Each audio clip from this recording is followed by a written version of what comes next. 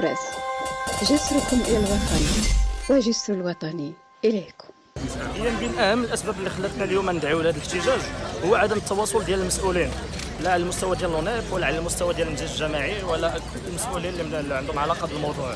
علاش؟ لان تنعتبروا بلي هذه المساله ديال التواصل هي مساله جد مهمه، لان ممكن يكونوا اعطاب تقنيه في الموضوع، ولكن اللي مهم جدا وتنعتبروه مهم هو التواصل ديال المسؤولين. خاص المواطنات والمواطنين تيخلصوا على هذا الحق، ماشي تتصدقوا عليهم الدوله ولا شي واحد. وبالتالي بالمنطق ديال الاشياء، بالمنطق ديال المحاسبه، بالمنطق ديال الوطنيه والمواطنه ومجموعه من الامور، من حقهم على انهم يشوفوا علاش هذا الحق هذا تيتحرموا منه. يعني خاص اقل حاجه هو بلاغ يخرج من المكتب ولا من المجلس ولا من المتدخلين، بلاغ فيه علاش الاسباب اللي كاينه، وكذلك يعطيه على المستوى ديال الحل، كيفاش فوقاش الاجال ديال فوقاش غادي يتحل هذا المشكل.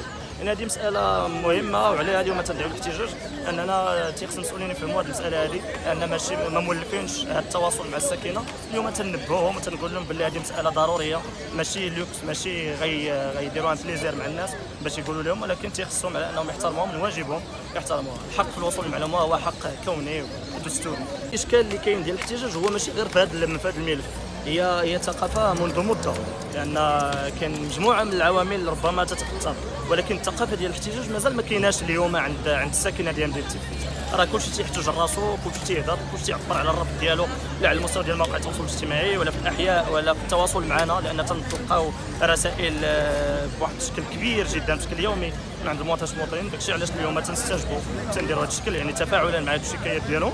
ولكن الثقافه ديال الاحتجاج مازال ما كايناش عند المواطنات والمواطنين بحكم واحد العدد ديال العوامل اللي كاملين تنعرفوهم. بريس، جسركم إلى الوطن وجسر الوطني إليكم.